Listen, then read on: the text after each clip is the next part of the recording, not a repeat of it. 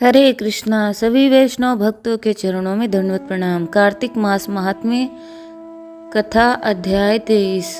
तो कार्तिक मास महात्म्य बड़ा ही पवित्र मास है। तो इसमें जो भी हम करते हैं वो हमें कई करोड़ गुना होके प्राप्त होता है। तो हम इसमें भक्ति की बम्पर सेल चल रही है, इसलिए हमें इस कार्तिक मास का और दामोदर मास का हमें लाभ उठाना चाहिए। तो चलते हैं हम 23वें अध्याय की ओर।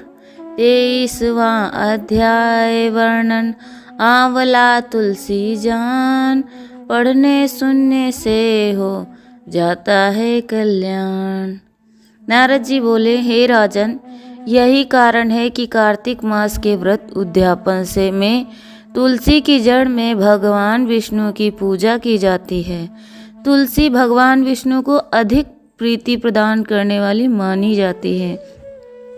राजन, जिसके घर में तुलसी वन है वह घर तीर्थ स्वरूप है, वहाँ यमराज के दूत नहीं आते।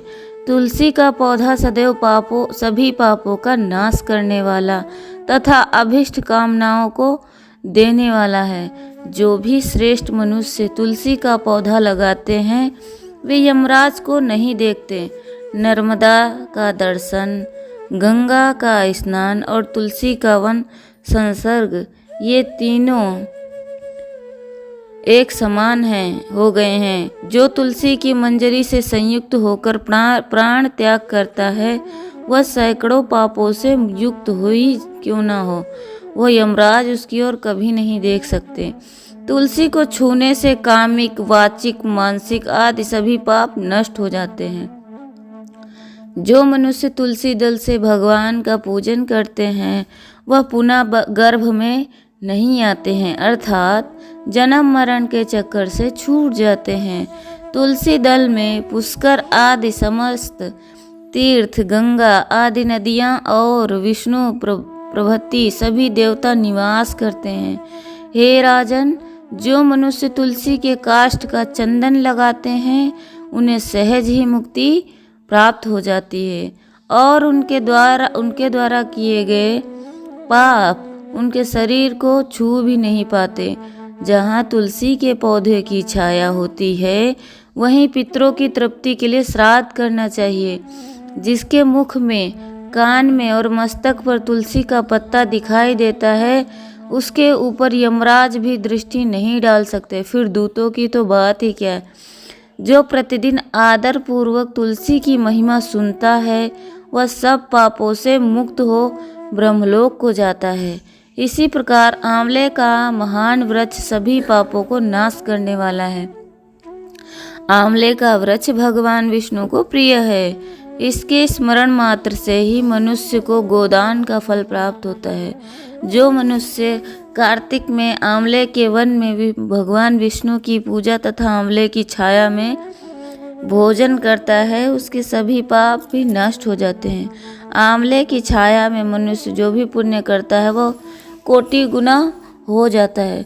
जो मनुष्य आंवले की छाया के नीचे कार्तिक में ब्राह्मण दंपत्ति को एक बार भोजन देकर स्वयं भोजन करता है वह अन्न दोष से मुक्त हो जाता है।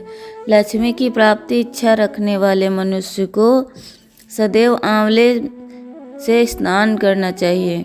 नवमी अमावस्या, सप्तमी, संक्रांति, रविवार, चंद्र ग्रहण तथा सूर्य ग्रहण के दिन आंवले से स्नान नहीं करना चाहिए।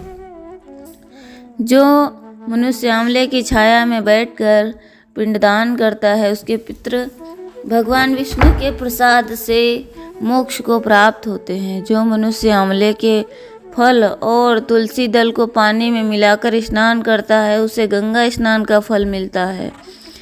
जो मनुष्य आंवले के पत्तों और फलों से देवताओं का पूजन करता है उसे स्वर्ण, मणि और मोतियों द्वारा पूजन का फल प्राप्त होता है।